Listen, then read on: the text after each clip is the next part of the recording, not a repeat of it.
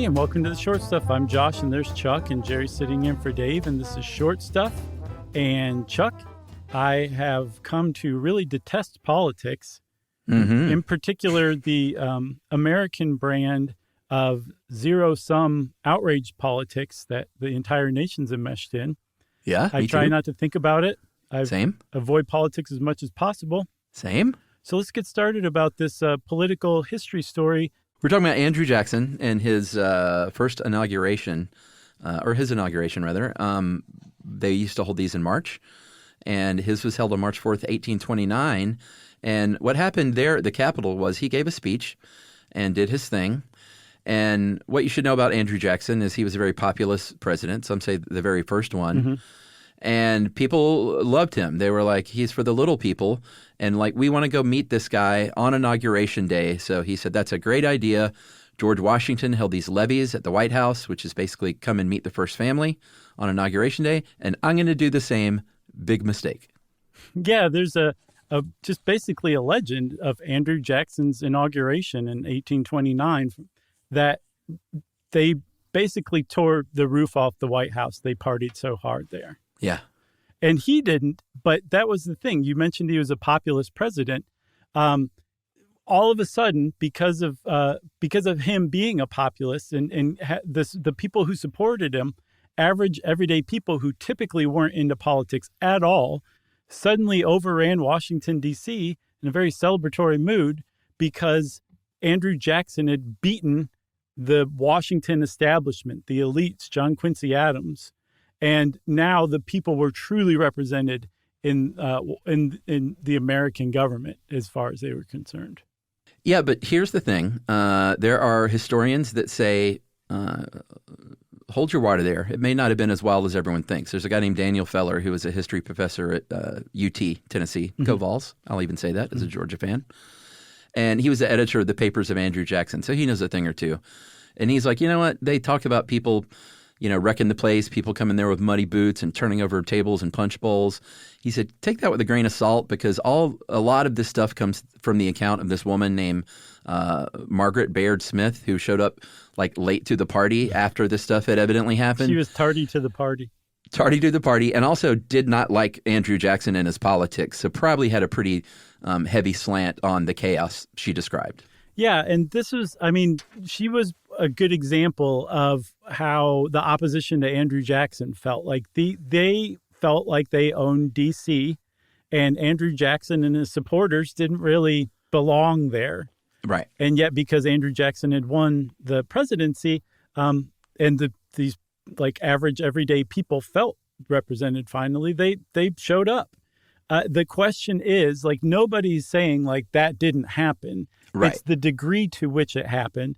And Margaret Bayard Smith's letters to her daughter in particular are essentially like one of a very few number of firsthand accounts. And she really did not like this and pretty much, I guess, blew it out of proportion is a really good way to put it. Yeah, she writes about the majesty of the people disappearing and a mob of people of fighting and scrambling, and what a pity, what a pity. Yeah, she said it twice. Yeah. Yeah, and is this a How Stuff Works article? This is a Dave Ruse Shorty special. I should have known because Dave mentions like you can almost hear Margaret clutching her pearls in this letter. Very Dave line. Right. So you said she was tardy to the party. She showed up a little bit after 3. And the reason she didn't go straight from the inauguration to the party is because she heard that there were these large crowds. The estimate that has been bandied about all these years later is that there were 20,000 people who showed up at the White House. That's incredible. To party. So I say we take a break and we come back and talk about what they say happened at this 20,000 person strong party at the White House. Let's do it. Learning things with Chuck and Josh. Stuff you should know.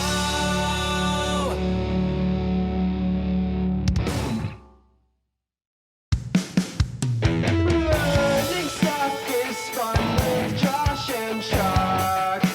Stuff you should know.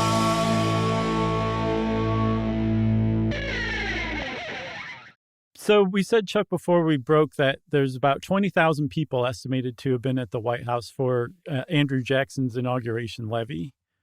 That even Margaret Bayard said, Bayard Smith said that was probably an exaggerated number. Yeah. She did say that there were some crazy things going on, though. Yeah, bloody noses, several $1,000s worth of glassware broken. But here's the thing: again, some historians think she might have been exaggerating because she was just maybe a pearl clutcher and didn't like Jackson. There was a senator from Massachusetts named Daniel Webster, who was not a fan of Jackson as well, but he wrote all about this day. And he didn't mention like all this chaos going on. He said, people have come 500 miles to see General Jackson. They really seem to think the country is rescued from some dreadful danger. And he also said a lot of people were also there to like aspiring politicos, I guess, trying to maybe get a job or get some influence. Mm-hmm. So he wrote pretty good depth about this. And he never mentioned like, a party where people were getting in fights and muddy boots and turning over tables. Yeah. It was like he didn't mention that it turned into the infield at the Kentucky Derby. Right. Yeah. That is really significant because he was there, and to not mention like that people were just going berserk partying at the White House and trashing the place. I think that to me says volumes about it, that it either it happened a little bit, but it was so insignificant that Webster didn't even think it was worth mentioning, or that the whole thing was basically made up. Yeah, I mean, I get the feeling it wasn't completely made up. I bet it got a little wild, and there are also people that say, like, it sounds like there were probably people that maybe stood on tables and chairs to get a better look, mm-hmm. and like maybe a table breaks when you're doing that. But she made it sound like they just trashed the place. Right. Yeah, exactly. And that not only did they trash the place, it wasn't just that there were 20,000 people or however many people were there, that they were just rowdy. She was basically trying to portray them as, again, people who didn't belong in Washington, let alone the White House. And look, you can't take these supporters of Andrew Jackson anywhere. Look at what they did. They rushed people carrying out the punch bowls to get punch and free cake, and they elbowed each other. It was like a Black Friday sale, essentially, is what Margaret Smith was describing. And again, just painting people in a very unflattering light. The problem is that was a letter to her daughter, right? So if her daughter was misled, or maybe she was even trying to entertain her daughter, who knows? It would be one thing. Historians would probably still have found those letters and be talking about it. But the reason why it became such a well-known thing is that the press picked that up too. And exactly like happens today, that exaggeration was run with to outrage people who were opponents of Andrew Jackson, because that completely satisfied their opinion of those people. Yeah, here's a bit from the New York Spectator that's pretty colorful. Here was the corpulent epicure grunting and sweating for breath, the dandy wishing he had no toes, the tight-laced miss fearing her person might receive some permanently deforming impulse, the miser hunting for his pocketbook, the courtier looking for his watch, and the office seeker in an agony to reach the president. Right. What does that even mean? I don't know. The part about the dandy wishing he had no toes, I looked high and low for what that meant. Maybe because they were getting stepped on so much? Maybe. I don't know. That's the only thing I could think of that made any sense. The one I came up with is that maybe it was in fashion to have small feet.